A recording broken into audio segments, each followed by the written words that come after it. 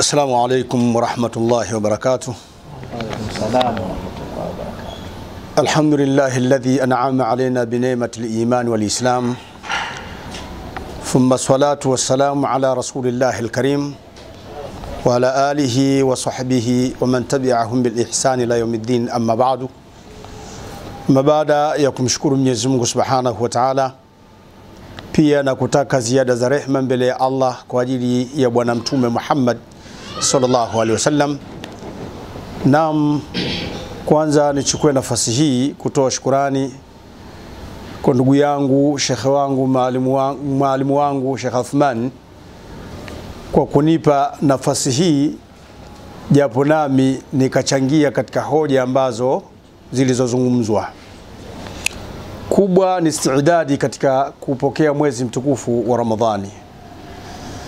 Na muimbaji katika nashidi zake kuna kauli hapa amesema kwamba kufunga si adhabu.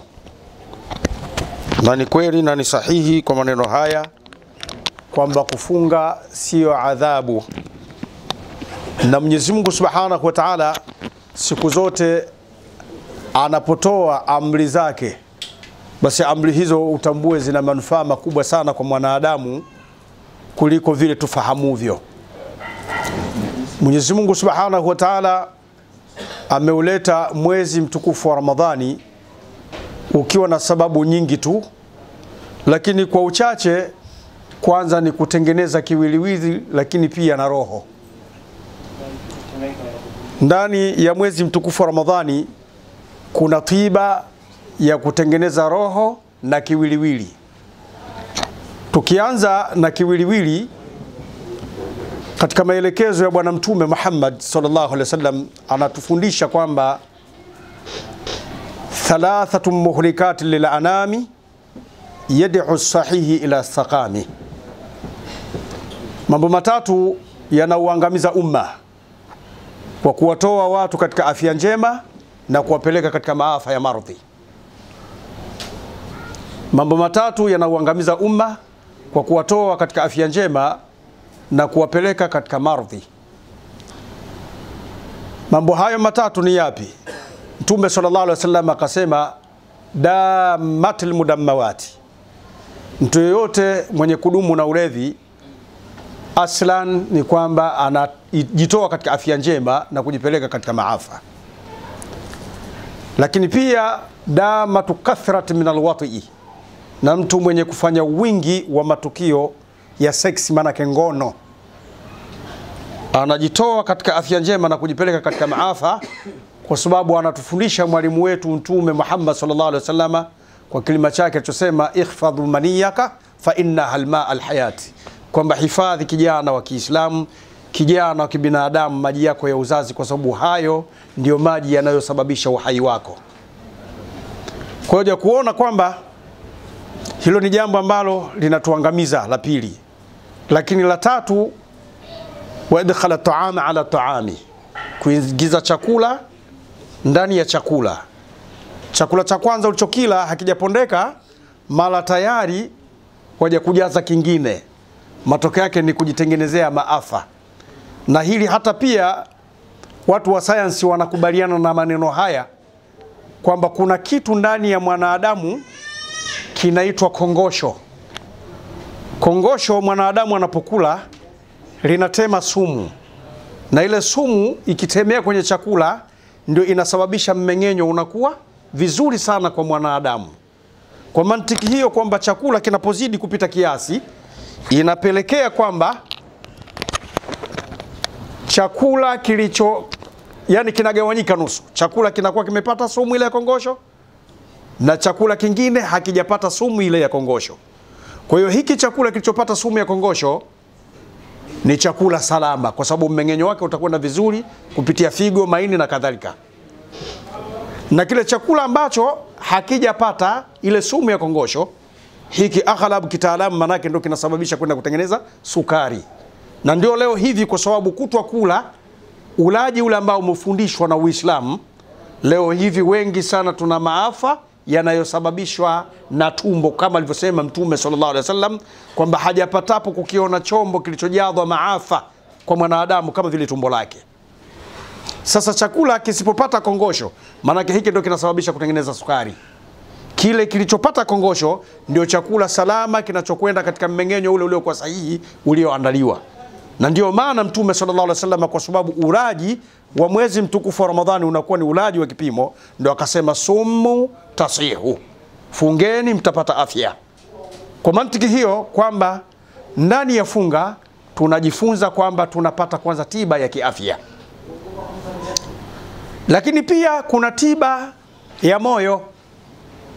Tiba ya moyo mara nyingi waje kuona kwamba ili mtu apate afya au apate nguvu, apate uwezo wa kufanya vurugu, lazima ale ashibe. Na anapokula akashiba, manake damu ina apply katika mwili wake. Sasa kitendo cha mzunguko ule wa damu, yani kupresi kwa haraka ile damu, inampelekea mwanadamu kwamba anaweza akafanya lolote, inakuwa hana breki, hakuna kinachomzuia. Lakini inapokuwa yumo ndani ya saumu, ina maana kwamba kuna breki. Na haya tunayapata wapi? Ni pale alipotufundisha Bwana Mtume Muhammad sallallahu alaihi wasallam kwa maneno yake matukufu aliyosema kwamba inna shaytana yadil ban adama majrat ad-dama fa'iku majrat ash-shaytan bid-dama'i wad-dama'i bil-ma'i wad-dama'i, kwamba hakika shaitani huwa anatembea katika mwili wa mwanadamu katika mapito ya damu. Kwa hiyo fungeni mapito ya shaitani kwa kutumia njaa na kiu. Kwa hiyo ina maana kwamba mwanadamu anapokuwa yupo katika hali ya kiu na njaa, ina maana uwezo wa kufanya vurugu unakuwa unafanyaje? Unapungua. Kwa hiyo inakuwa ndio kunakuwa salama. Kwa hiyo hoja kuona kwamba pia hii hali sasa ndio inampelekea mwanadamu anabadilika kutoka hali ile ya kiunyama anakwenda katika hali ya kiubinadamu. Ndio pale Mwenyezi Mungu aliposema la'allakum tattaqun, fungeni mwezi huu mtukufu wa Ramadhani. Na lengo la kuletewa mwezi mtukufu wa Ramadhani ili kwenu mpate kuwa wacha Mungu. Na ndio kuja kuona kwamba unapofika mwezi wa Ramadhani wengi sana wanaingia katika ibada. Hata wale wasio swali wanaswali katika kipindi cha mwezi mtukufu wa Ramadhani, kwa sababu kuna vitu vimewadhibiti, nacho si kingine bali ni njaa. Na ibada kama mfano wa swala. Swala, ndugu zangu, ndio msingi wa ibada zote wa amali zote. Swala ndio msingi wa matendo yote ya mwanadamu. Mfasiri mmoja anasema kwamba siku ambayo Mwenyezi Mungu Subhanahu wa Ta'ala ameitelemsha surati al-Fatiha, alilia sana shaitani kiasi ambacho mpaka walijikusanya kizazi chake, wakaona muuliza, lima tabqika ya sayyid, kitu gani kinachokuliza bwana wetu? Akamba inna Allaha qad unzila sura, ama Mwenyezi Mungu Subhanahu wa Ta'ala ameitelemsha sura ndani ya Qur'ani. Sura hiyo imekusanya katika mambo yote ya msamaha kwa mwanadamu, nayo si nyingine bali ni surati al-Fatiha. Na mara nyingi unapokuwa mwezi wa Ramadhani, kwa sababu visimamo vinakuwa vingi na swala zinakuwa nyingi zikiwemo tarawih na kadhalika na kadhalika, surati al-Fatiha hutumika sana. Na kule kitendo cha kutumika sana surati al-Fatiha, kadiri inavyosomwa surati al-Fatiha kwa wingi, ndivyo yanavyopuputika madhambi kwa wanadamu. Mfano tu, mfasiri mmoja akasema hii surati al-Fatiha, kwa mfano mtu anaposimama akasema neno alhamdu, alhamdu hamsati khurufi. Hili neno alhamdu lina herufi 5. Kwa herufi 5 hizi faftaradallahu ala ummati Muhammadi sallallahu alaihi wasallam 5 salawati. Kwa herufi hizi 5 amezifaradhia Allah Subhanahu wa Ta'ala kwa ummati Muhammadi, yani swala 5. Idha kama rajulu ila swala, ataposimama mja katika swala, thumma qara alhamdu, kisha akasoma neno hili alhamdu, a'tahu Allahu thawaba min salati al-5. Mwenyezi Mungu anamlipa thawabu kana kwamba alishaswali swala 5 tayari. Vipi muda? Lillahi 3 khurufi. Hii neno lillahi ina herufi 3. Fa 5 wa 3 kulluhum 8. Zile herufi 3 na zile 5 tunapata herufi 8. fakhalaqa Allah subhanahu wa ta'ala abwab aljanna laha 8 abwaba. Mwenyezi Mungu subhanahu wa ta'ala ameziumbia pepo au ameumba milango ya pepo 8. Idha kama rajuli ila swala, ataposimama mja katika swala, thumma qara alhamdu ila lillah, mpaka fika hapo lillah, a'tahu Allahu thawaba.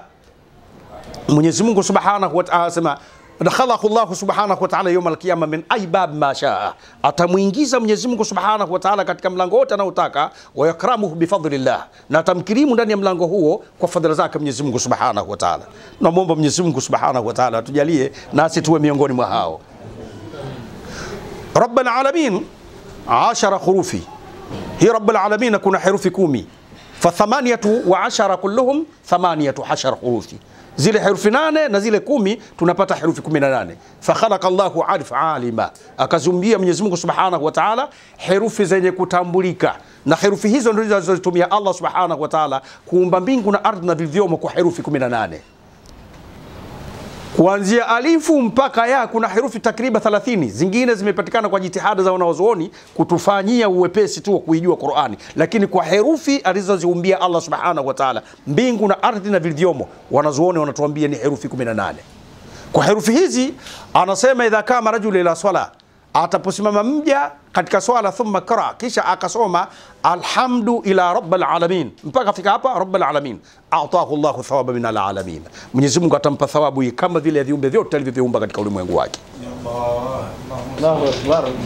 Tumsalie Mtume Muhammad. Ar-Rahman 6 hurufi. Ar-Rahman kuna herufi 6, fa 6 wa 18 kulluhum 24. Zile herufi 18 na hizi herufi 6 tupata herufi 24. Kwa herufi hizi 24 fa khalaqa Allah subhanahu wa ta'ala, amezumbia Allah subhanahu wa ta'ala layl wa nahar, usiku na mchana, 24 saa, ndani ya masaa 24. Idha kama rajuli ila swala, ataposimama mja katika swala, thumma qira alhamdu ila arrahman, mpaka fika hapa arrahman, a'tahu Allahu thawaba min hadhihi saa, Mwenyezi Mungu atamlipa katika masaa haya 24. Wa ghafara Allahu dhunubahu min dhanbihi layl wa nahar, na Mwenyezi Mungu atamsamehe katika madhambi yake aliyofanya usiku na mchana. Naomba Mwenyezi Mungu atusamehe katika hali hii. Amin. Ar-Rahim 6 hurufi, na hii Ar-Rahim kuna 6 herufi, kuna herufi 6, 24 wa 6 kulluhum 30. Hizi herufi 24 na herufi 6 tupata herufi 30. Fa khalaqa Allah subhanahu wa ta'ala siratul masir, Mwenyezi Mungu ameziumia katika njia nyepesi, njia ambayo kila siku tusimama na kumwomba Mwenyezi Mungu, ihdina siratal mustaqim, atuongoze katika njia iliyonyoka. Na njia hii ina maana kwamba Mwenyezi Mungu subhanahu wa ta'ala ameumba mageti. Kuna geti la mtu atakaloulizwa shahada, kuna geti atakaloulizwa sala, kuna geti atakaloulizwa saumu, kuna geti atakaloulizwa zaka, kuna geti atakaloulizwa hija. Sasa kutoka geti hili mpaka hapa masiratuhu 30 sana, pana mwendo hapa wa miaka 30, mtu anatambaa katika hilo. Sasa idha kama rajuli ila swala, ataposimama mja katika swala, thumma qira alhamdu ila arrahim, mpaka fika hapa arrahim, jawazu ila suratul masir kalbariku, atapita katika njia hii nyepesi kama vile umeme atifu, kufumba na kufumbua, tayari anajikuta tayari ashaingia peponi. Mwenyezi Mungu atujalie tuwe katika hao. Amin. Amin. Pia akaendelea huyu shekhe akifasiri hii surati al-Fatiha, Maliki yaumiddin. Maliki yaumiddin akasema 12 hurufi, kuna herufi 12. Kwa herufi hizi 12 fa khalaqa Allah subhanahu wa ta'ala 12 shahra, ameziumbia Mwenyezi Mungu subhanahu wa ta'ala miezi hii 12. Idha kama rajuli ila swala, ataposimama mja katika swala, thumma qira alhamdulillahi rabbil alamin ila maliki yaumiddin, mpaka maliki yaumiddin, a'tahu Allahu thawaba min hadhihi shahr, Mwenyezi Mungu atampa thawabu kana kwamba amefanya ibada ya miezi hii. Wa ghafara lahu dhanbahu min dhanbihi hadhihi shahr, na atamsamehe Mwenyezi Mungu subhanahu wa ta'ala makosa yake kama makosa ya idadi ya miezi hii 12. Iyyaka na'budu 8 hurufi. Iyyaka na'budu kuna herufi ngapi hizo? 8. Fa 30 wa 8 wa 12. Zile herufi 30 na herufi 8 na herufi zile 12. Fa 50 hurufi. Pana herufi 50. Kwa herufi hizi 50 fa khalaqa Allah subhanahu wa ta'ala yauma yaqumu lihisabi. Amezumbia Mwenyezi Mungu subhanahu wa ta'ala siku ya kiyama, kama alivyothibitisha ndani ya Qur'ani kwamba sa'ala sa'il min adhab alwaqi lilkafirin laysa lahu dafi takhruju lilmalaika fi yawmin kana 50,000 sana fasbir sabran jamila innahum yarawnahu ba'ida wa narahu qariba. Mwenyezi Mungu subhanahu wa ta'ala ameumba miaka 50,000 watakayosimama watu kwa ajili ya kungojea hukumu. Hapo hukumu haijapita, ni kisimamo tu cha kusubiria hukumu. Hasa leo mimi na wewe kila mmoja akae ajiulize, nani ana uwezo wa kusimama muda wa masaa 3? Amesimama tu. Na kama ukisimama muda wa masaa 3 unakuwa na hali gani? Je, tuna uwezo wa kusimama siku la kiyama? Uwezo huo wa kusimama mbele ya Allah subhanahu wa ta'ala siku la kiyama upo? Kwa sababu kisimamo hiki si kwamba itakuwa ni amu, hapana, ni amu makhsus. Kuna watu maalum watakao kwa tunasimama katika viwanja hivyo, lakini kuna wale ambao Mwenyezi Mungu subhanahu wa ta'ala aliowajalia waliishi katika ulimwengu huu kama vile alivyotaka Allah subhanahu wa ta'ala. Hawana muda huo wa kusimama siku hiyo, kiasi ambacho mpaka wao watakwenda watashangaa, tulikuwa tunaambiwa kule na kina Sheikh Athmani siku la kiyama ni siku ya vituko, kuna vitisho, kuna hivi, kuna hivi, kuna hivi. Leo inakuwa kwaje? Mbona hatujaona kitu chochote? Watakuja kushangaa. Lakini watu wakati huo siku hiyo wamesimama wanangojea hukumu miaka 50,000. Kwa hiyo sasa ndugu zangu, kubwa tu ni watu iye pale walipopita mashehe kwamba kwanza kukutana na mwezi wa Ramadhani si nguvu yetu, bali ni rehema ya Mwenyezi Mungu subhanahu wa ta'ala, na pia ni ofa. Hebu leo hivi kuna watu wakubwa wanaotambulika kimataifa, kidunia wameondoka, lakini mimi na wewe hata tutakacho kila leo hivi anayejua ni Allah, lakini bado Mungu katubakisha. Haya, raha iliyoje! Raha iliyoje! Kitu kinachokuja si kitu cha kawaida, na Bwana Mtume sallallahu alaihi wasallam alishatutahadharisha, lau ya'lamu ummat ma fi ramadhana, lau kama wangetambua umma wangu yalobebwa ndani ya mwezi mtukufu, latamman an takuna sanata kullah, wangetamani wao kwamba Ramadhani sio ya mwezi mmoja bali ingekuwa mwaka mzima, kutokana na ndani ya mwezi wa Ramadhani yale yaliyobebwa yenye faida na fadhila na neema na ubora kwa mwanadamu. Tumalizia tu na hadithi moja ambayo Mtume sallallahu alaihi wasallam, ilikuwa siku ya Ijumaa kama hivi, wakati anapanda katika membari, kwa sababu membari ya Mtume sallallahu alaihi wasallam ilikuwa na ngazi 3. Aliposimama katika ngazi ya kwanza alisema amin, amin, amin. Alipopanda ngazi ya pili akasimama akasema amin, amin, amin. Alipopanda ngazi ya 3 akasema maneno hayo hayo, amin, amin. Maswahaba wakashangaa, tumepata nini leo hivi? Kwa sababu hatujapatapo kumuona Rasulullah sallallahu alaihi wasallam akifanya kama hivi alivyofanya hivi leo. Kuna nini? Alipomaliza wakaswali, wakamuuliza tumepata nini ya Rasulullah? Akamwambia naam, atani Jibril, alinijia Jibril, faqal, akasema raghma an fi rajul, ameondoka patupu, ameangukia patupu mtu ambaye fa inna lahu wariduhu au ahadihima falam ya'mal bihaqqihim bisabab yadkhul lahu aljanna, ana wazazi wake wawili au mmoja wapo amewadhiriki hao wazazi wakiwa vikongwe, lakini hakuwatendea haki zao zitakazosababisha yeye kuingia katika pepo. Yani kama vile ilikuja katika kilima kile cha nini cha dua kwamba yule asiyekuwa na radhi na wazazi wake basi iwe ni haramu kuingia katika pepo ya Mungu. Anayeomba dua hili ni Jibril, muitikiaji bwana mtume Muhammad sallallahu alaihi wasallam. Na akasema amin amin amin, maana iwe hivyo. Lakini la pili akasema raghma anthi rajul, ameondoka patupu mtu ambaye dhakartu lahu indahu thumma lam yusallu alayki, umetajwa wewe mtume Muhammad sallallahu alaihi wasallam mbele zake, hakukutakia rehema na amani, basi huyo ibana kwamba maana yake ni kama vile ibada zake zote zibatilishwe. Aloomba dua hii ni Jibril, muitikiaje Rasulullah sallallahu alaihi wasallam, asema amin amin amin, iwe hivyo. Lakini la tatu akasema raghma anthi rajul, ameondoka patupu mtu ambaye dakhaltu lahu ramadhana, umeingia kwake yeye mwezi mtukufu wa Ramadhani, fatama Ramadhan fariha, na ukakamilika mwezi mtukufu wa Ramadhani ukamalizika, falam yaghfir lahu dhunubahu, lakini yeye hakusamehewa makosa yake. Fa inna shahr Ramadhani shahr rahma wal maghfira, kwa sababu mwezi wa Ramadhani ni mwezi wa rehma na ni mwezi wa kusamehewa na ni mwezi wa msamaha. Lakini yeye mpaka mwezi unafika wa Ramadhani umemkuta hali yako yuko mzima, akatafuta visababu kama muimbaji wangu Nashidi hapa alivyosema kwamba mtu anatafuta nini, tiketi zile yani feki za kujitangazia mimi labda nina vidonda vya tumbo, mara sijui na hivi, wakati huo maskini ya Mungu hana. Ina maana kwamba yastahfuna minan nasi wala yastahfuna min Allah.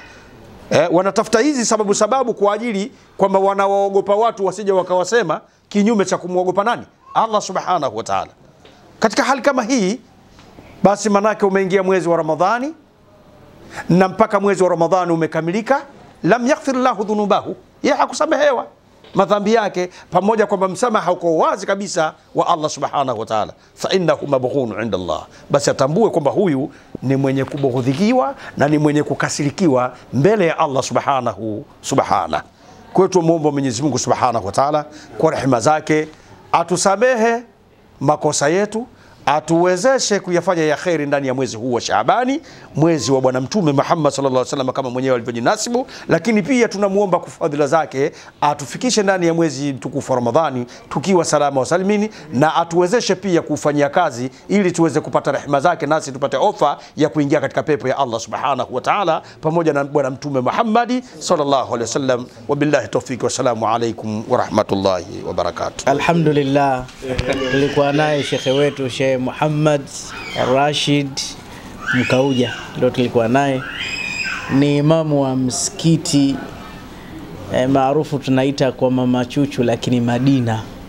Ni msikiti wa Jumanne ambapo huwa naenda kufanya darasa pale, na Sheikh Allah amlipe kanikaribisha pale.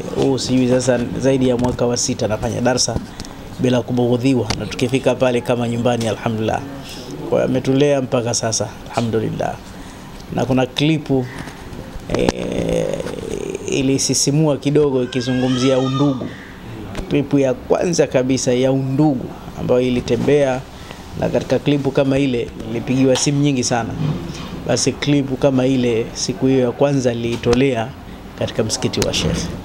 Kwa hiyo ni msikiti ambao alhamdulillah ule utulivu wake pia darasa zetu zinakuwa na utulivu vile vile. Kwa hiyo Allah mlipe yeye pamoja na sisi inshallah. Alhamdulillah rabbil alamin. Mkauja kidogo. Inshallah. Naam. Faida namna gani kwa kutoa darasa Sheikh kama Sheikh kama vile alivyojeleza takriban ya miezi kama vile 6, miaka kama 6 hivi yupo pale anatulea.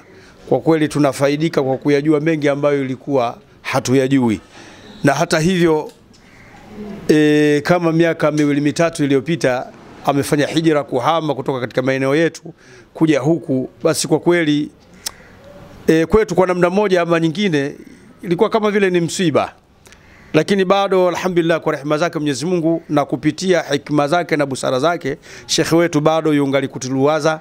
Ametuwekea utaratibu huo wa kila siku ya Jumanne tunakuwa naye pale, tunapata maulumati ya aina mbalimbali zikiwemo katika mambo ambayo labda tumetatizikwa nayo ya kisheria. Anatufungulia na anatuwekea wazi na anatuwekea vizuri kiasi ambacho kwamba tunamtakia Mwenyezi Mungu ampe umri mrefu na ampe siha, lakini pia amuondolee yale yaliyokuwa mazito, yale yaliyokuwa ya kheri, basi Mwenyezi Mungu amkurubishie. Na sisi pia tunazidi tu kukuomba Sheikh Athmani, usitutupe bwana, bado ni wachanga, tunahitaji malezi, kwa sababu kufika kwa Allah subhanahu wa ta'ala ukiwa salama sio vita ya kawaida, vita yake ni kubwa. Kwa hiyo tunahitaji tusaidiane katika kuzilea zile roho, wenda kwa ulimi wako Mwenyezi Mungu subhanahu wa ta'ala akajalia kukapatikana wale ambao watakao kuwa wameusimamia Uislamu inshallah. Inshallah, shukran.